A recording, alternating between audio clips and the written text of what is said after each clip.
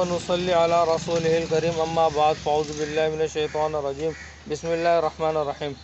فرمایا کہ حضرت ابو ذر کہتے ہیں کہ میں رسول صلی اللہ علیہ وسلم کی درخواست میں رسول صلی اللہ علیہ وسلم کے پاس پیش ہوا اور میں نے آپ صلی اللہ علیہ وسلم سے درخواست کی کہ یا رسول صلی اللہ علیہ وسلم مجھے جو ہے کچھ وصیت فرمائیں۔ آپ نے کہا کہ ابو ذر اپنے دن کے روز کے معاملات کے اوپر فکر کیا کرو۔ پھر کہا میں نے یا رسول صلی اللہ علیہ وسلم مجھے کچھ جو ہے وہ وصیت فرمائیں۔ تو آپ نے کہا کہ ابو ذر قرآن کی تلاوت کیا کرو۔ کہا کہ یہ دو چیزیں اختیار کر لو گے اللہ تبارک و تعالیٰ تمہاری دنیا بھی اچھی کر دے گا اور آخرت بھی اچھی کر دے گا۔ کہا کہ بھائی اپنے معاملات کو اختیار کرنے سے مراد یہ کہ انسان تقوی اختیار کرے، اور تقوی اسے کہتے ہیں کہ انسان گناہ کو گناہ سمجھے اور نیکی کو نیکی سمجھے، اسے تقوی کہتے ہیں۔ اور کہا کہ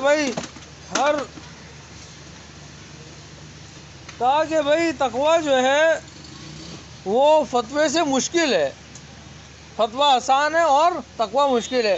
کہ کہا کہ مگر جس شخص نے تقوی اختیار کر لیا اس نے دنیا بھی حاصل کر لی اور آخرت بھی حاصل کر لی۔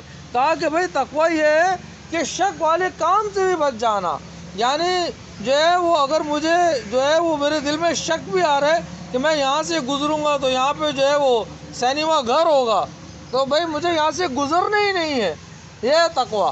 کہ بھائی مجھے اس جگہ پہ بھی نہیں جانا جہاں گناہ کا تصور ہو سکتا ہے، یا جو ہے یہ گلی جو ہے یہ فلانے اڈے کو لگ رہی ہے، یا یہ جگہ جو ہے یہاں شراب ملتی ہے، بھائی یہاں اس جگہ، یہ فتویٰ نہیں ہے۔ فتویٰ یہ ہے کہ بھائی آپ آنکھیں نیچے کر کے گزر جائیں، یہ فتویٰ ہے۔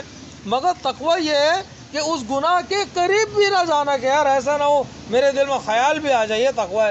کہا کہ بھائی جس نے تقوی اختیار کر لیا اس نے دنیا اور آخرت میں دونوں کی بھلائی پا لی، اور جس نے تقوی اختیار نہیں کیا اس نے دنیا کی بھلائی نہیں پائی اور آخرت کی بربادی پا لی۔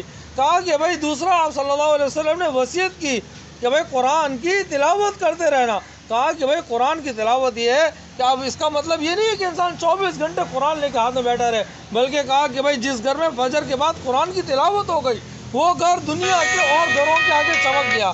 کہا کہ قرآن کی تلاوت کرنے سے مراد یہی ہے کہ بھائی جس گھر میں تھوڑا حصہ پڑھ لیا جائے، اور آپ صلی اللہ علیہ وسلم نے فرمایا کہ جس گھر میں تھوڑا حصہ پڑھ لیا گیا اللہ تبارک و تعالیٰ اس گھر کو مصیبتوں سے ڈھانپ لیتے ہیں۔ کہا کہ بھائی مصیبتوں سے ڈھانپنے سے مراد یہ ہے کہ بھائی اس گھر میں جو ہے بیماریاں نہیں آتی، بیماریاں اس گھر میں ڈیرے نہیں ڈالتی، اور اللہ تبارک و تعالیٰ رزق کے لیے ایسا انتظام فرماتے ہیں کہ انسان کی عقل جو ہے وہ اس کی سوچ ہی نہیں ہوتی کہ بھائی اللہ تبارک و تعالیٰ رزق کیسے پہنچا رہے ہیں۔ کہا کہ بھائی اگر میں اور آپ ان دو چیزوں کو اختیار کرنے کا عزم کریں کہ بھائی ایک ہمیں گناہ کے قریب بھی نہیں جانا کچھ بھی ہو جائے، دوسرا یہ کہ بھائی قرآن کا ایک رکوع انسان صبح اٹھ کے پڑھ لے اور خود پڑھنا شروع کرے گا تو ایک وقت آئے گا کہ گھر کا ماحول بن جائے گا۔ جب گھر کا ماحول بن جائے گا اللہ تبارک و تعالیٰ اس کی دنیا بھی اچھی کر دیں گے اور آخرت بھی اچھی کر دیں گے۔ بہرحال آپ صلی اللہ علیہ وسلم کی تمام باتوں کو صحابہ دل و جان سے قبول کرنے کے لیے تیار ہوتے تھے۔ یہی وجہ تھی کہ صحابہ کے اوپر کوئی مصیبت آتی تھی تو صحابہ پہلے ڈاکٹر کے پاس نہیں بھاگتے تھے، یا پہلے جو ہے وہ کمانے کے لیے نہیں نکلتے تھے، بلکہ صحابہ پہلے جو ہے وضو کرتے تھے اور 2 رکعت صلاۃ الحاجت ادا کرتے تھے، اور پھر اللہ سے دعا کر کے پھر اس کی طرف جاتے تھے کہ بھائی اب میں ڈاکٹر کے پاس جاؤں گا، اللہ خیر کا معاملہ فرما لیں گے۔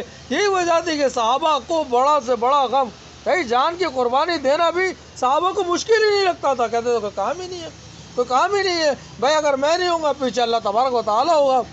آج میرا اور آپ کا ایمان یہ ہے کہ اگر میں نے نہیں کمایا تو بھائی میرے گھر میں فاقہ آ جائے گا، مگر صحابہ کا ایمان نہیں تھا۔